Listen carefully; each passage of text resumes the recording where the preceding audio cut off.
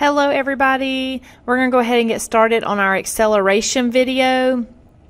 So let's talk about what acceleration is. Acceleration can be a change in speed, that is one thing, and it's an increase or a decrease in speed. A lot of times we think of acceleration as just speeding up, and then we'll use the word deceleration for decreasing our speed, which you can still use that word, but in science, acceleration can mean either one if it's not defined. It could be either or. Acceleration can also be a change in direction. So acceleration can be a change in speed. Acceleration could be a change in direction. So it might be that something's going the same speed, but they change directions. That's still considered acceleration. For instance, uniform circular motion. If you're moving at a constant speed in a circle, like a merry-go-round, even though your speed is not changing, your direction is always changing. So a merry-go-round is always accelerating, okay, because it's always changing directions. Another example is a windmill.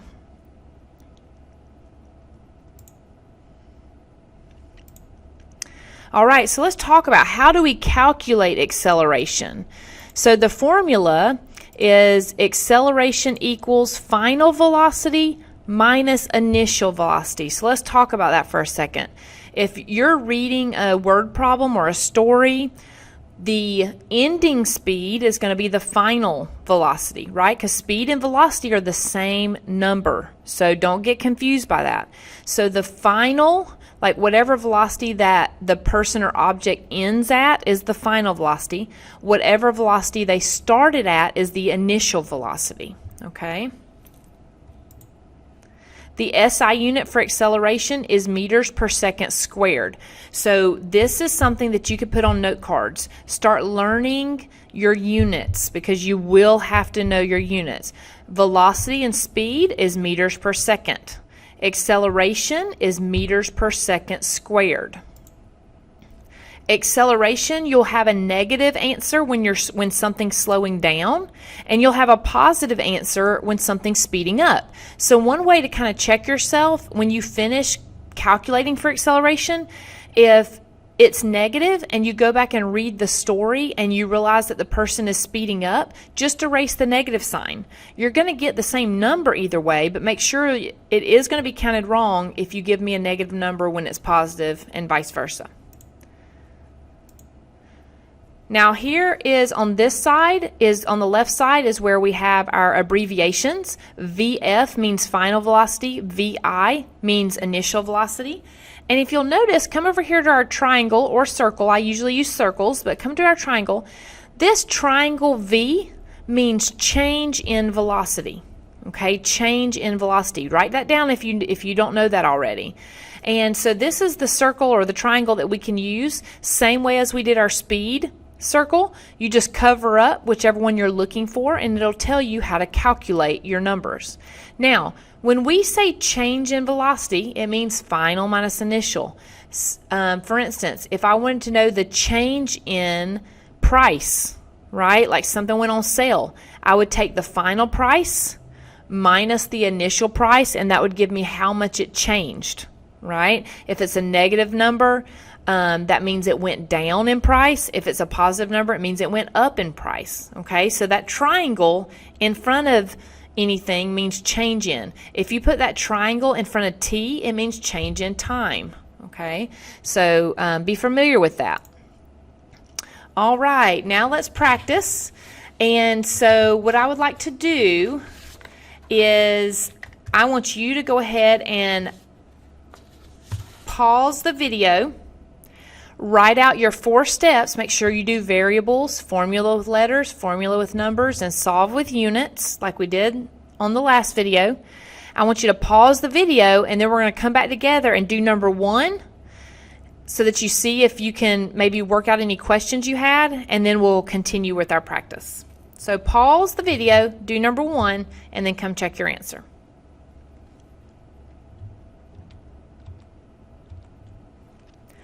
All right, let's go ahead and check on page number 3, our number 1. So first of all, we need to write our variables. And it says that a skater goes from a standstill. If somebody's at a standstill, that means that they have 0 speed. They're not moving. So we're going to say Oh, sorry.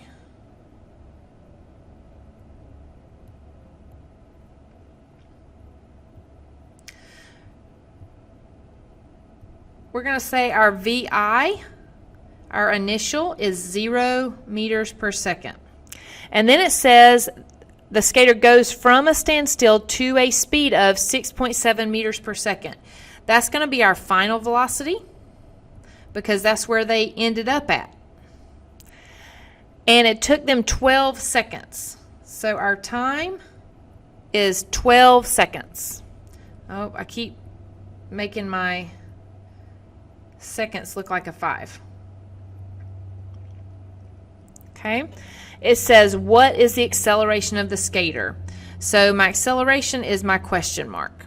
All right. So for acceleration, my formula in letters is VF minus VI divided by time. And then we want to fill this with numbers, change this to numbers. So A equals 6.7 meters per second minus 0 meters per second divided by 12 seconds. So when we solve with units, we should get, now first of all, let me tell you something that you have to do.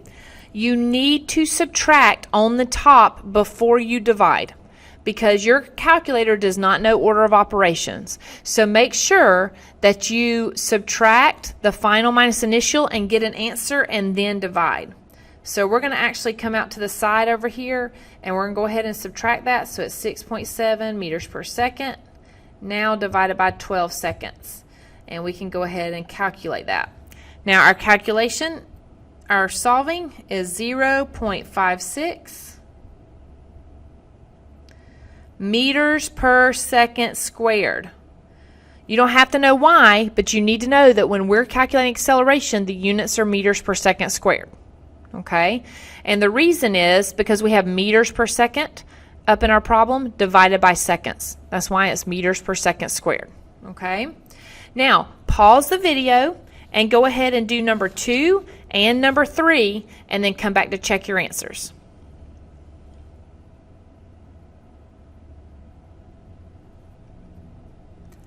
All right. For number 2, let's go ahead and do number 2 together, and then I'll just give you the answer for number 3. But for number 2, it says, as a shuttle bus comes to a normal stop. As a shuttle bus comes to a normal stop, it slows from 9 meters per second to 0 meters per second. So my initial velocity is 9 meters per second. And my final velocity is 0 meters per second. And it says it happened in 5 seconds. So our time is 5 seconds. And they want us to find the acceleration. So we're going to write our formula in letters. We're going to write our formula in numbers.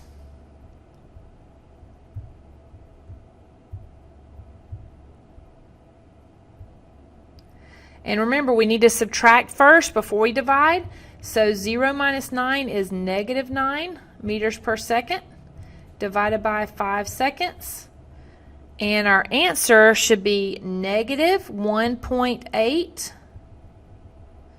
meters per second squared. Now, I've got a negative number, so I want to go back and look. This means it should be slowing down in my story. So I go back and look, and it says, as a shuttle bus comes to a normal stop. So yes, the bus is slowing down, so my answer should be negative.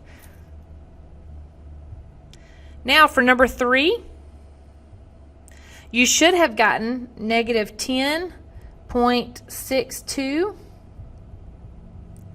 meters per second squared. And if you did not get that, then make sure you ask me when we do questions tomorrow. Make sure you tell me that we need to go over this one. Okay? Now, let's go ahead and talk about graphing acceleration. Acceleration can be determined by the slope of a straight line on a velocity versus time graph. Now, we've already talked about a speed graph. A speed graph is distance versus time. So the graph's axes are directly connected to the formulas. Okay? Acceleration is velocity divided by time. So a velocity versus time graph shows us acceleration. A distance versus time graph shows us speed. So time is plotted on the x-axis, velocity is plotted on the y-axis. A negative slope means the object is slowing down. A positive slope means the object is speeding up. And if you have a straight line that does not change velocity, that means it's not accelerating, right? They can be going 50 miles per hour or 50 meters per second, and if they stay at 50 meters per second the whole time, they're not accelerating, because accelerating is a change in speed or direction.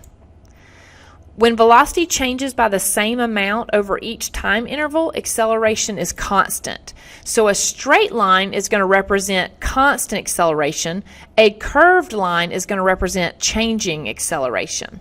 Now, I believe I gave you this graph in your book so that you have an example, but like on that far left where it says positive acceleration, that line has a positive slope, and you can calculate acceleration just like I showed you yesterday about speed. If you do, right here, you do rise, so we have 6, and our run is 3.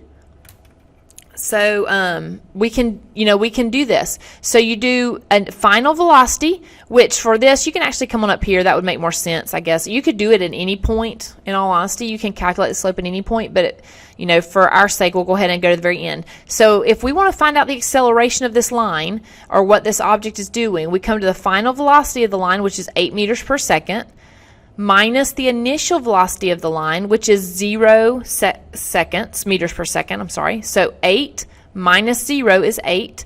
And then we can divide it by how long it took, and it took 4 seconds. So 8 divided by 4, the acceleration of this line is 2 meters per second squared. And then this line up in the middle is 0 acceleration.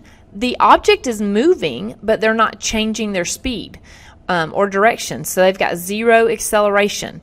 And then negative acceleration is when you have a negative slope.